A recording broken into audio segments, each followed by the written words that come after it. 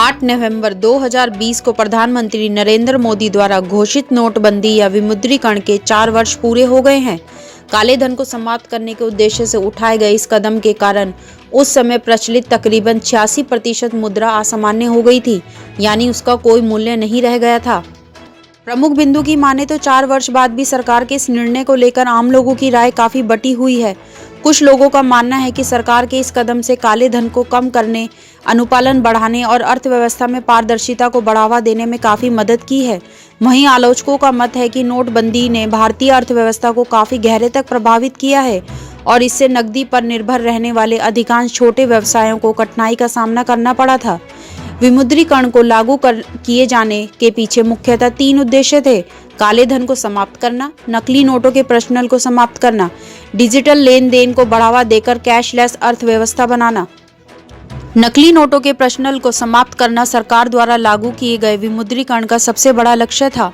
आंकड़ों के अनुसार जहां एक और वित्तीय वर्ष 2015 से 16 में 6.32 लाख नकली नोट जब्त किए गए थे, वहीं दूसरी और वित्तीय वर्ष 2016 से 17 में 7.62 लाख नकली नोट जब्त किए गए थे। नोटबंदी लागू होने के 4 वर्ष बाद अब तक 18.87 लाख नकली नोट जब्त किए गए थे।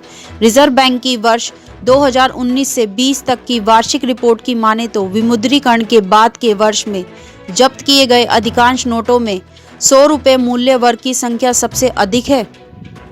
इस प्रकार निष्कर्ष के तौर पर कहा जा सकता है कि विमुद्रीकरण जैसे कठोर कदम के बावजूद अभी भी अर्थव्यवस्था में नकली नोटों का प्रसार हो रहा है। काला धन: सरकार की माने तो काले धन को समाप्त करना विमुद्रीकरण का प्राथमिक लक्ष्य था। हालांकि कई लोगों ने भारतीय रिजर्व बैंक (आरबीआई) द्वारा जारी आंकड़ों के आधार पर नोटबंदी के इस उद्देश्यों पर प्रश्न चिन्ह लगाया है। काला धन असल में वह आय है जिसे कर अधिकारियों से छुपाने का प्रयास किया जाता है, यानी इस प्रकार की नकदी का देश की बैंकिंग प्रणाली में कोई हिसाब नहीं होता और न ही इस पर किसी प्रकार का कर दिया जाता है। वर्ष 2018 में भारतीय रिजर्व बैंक की वार्षिक रिपोर्ट में दर्शाया गया था कि विमुद्रीकरण के दौरान अवैध घोषित किए गए कुल नोटों का तकरीबन 99.3% यानी लगभग पूरा हिस्सा बैंकों के पास वापस आ गया था। आंकड़ों के मुताबिक अमान्य घोषित किए गए 15.31 लाख करोड़ रुपए में से 15.31 लाख करोड़ रुपए के नोट वापस आ गए थे।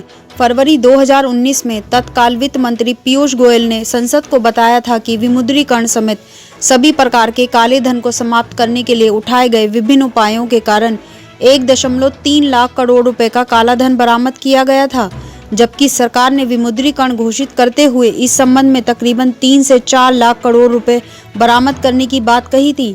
अतः आंकड़ों के आधार पर कहा जा सकता है कि विमुद्रीकरण यानी नोटबंदी भारतीय अर्थव्यवस्था से काले की समस्या को समाप्त करने के लिए कुछ हद तक विफल रही है। क्या होता है विमुद्रीकरण? विमुद्रीकरण का अभिप्राय एक ऐसी आर्थिक प्रक्रिया से है जिसमें देश की सरकार द्वारा देश की मुद्रा प्रणाली में हस्तक्षेप करते हुए किसी विशेष प्रकार की मुद्रा की कानूनी वैधता समाप्त कर दी जाती है। विमुद्रीकरण को प्राय कर प्रशासन के एक उपाय के रूप में देखा जाता है, जहां काला धन छिपाने वाले लोगों को ना चाहते हुए भी अपनी संपत्ति की घोषणा करनी पड़ती है और उस पर कर भी देता है। विमुद्रीकरण दीर्घकाल के लिए लाभदायक कई जानकार मानते हैं। विमुद्रीकरण का अल्पकाल में अर्थव्यवस्था पर काफी गहरा प्रभाव हो सकता है, किंतु दीर्घकाल में यह भारत और संपूर्ण भारतीय अर्थव्यवस्था के लिए काफी महत्वपूर्ण साबित हो सकता है।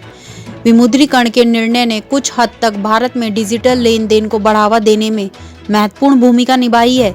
इसलिए भारत डिजिटल आधार पर होने वाली चौथी औद्योगिक क्रांति में अपनी महत्वपूर्ण भूमिका सुनिश्चित कर सकता है। इसके अलावा विमुद्रीकरण के कारण प्रत्यक्ष कर में भी बढ़ोतरी देखने को मिली है, जो कि अर्थव्यवस्था के लिए अच्छा संकेत है। समग्र विश्लेषण से ज्ञात होता है कि नोटबंदी के निर्णय ने देश में डिजिटल लेन देन को बढ़ावा देने और वित्तीय प्रणाली के औपचारिकरण में महत्वपूर्ण भूमिका निभाई है। हालांकि इस बात से भी इनकार नहीं किया जा सकता कि विमुद्रीकरण अपने सभी उद्देश्यों को पूरा करने में पूर्णतः विफल रहा है और काले धन को समाप्त करने का इसका प्राथमिक लक्ष्य अब तक प्राप्त नहीं किया जा सका है। और बने रहिए हमारे EMH न्यूज़ चैनल से हर दिन रात दिन।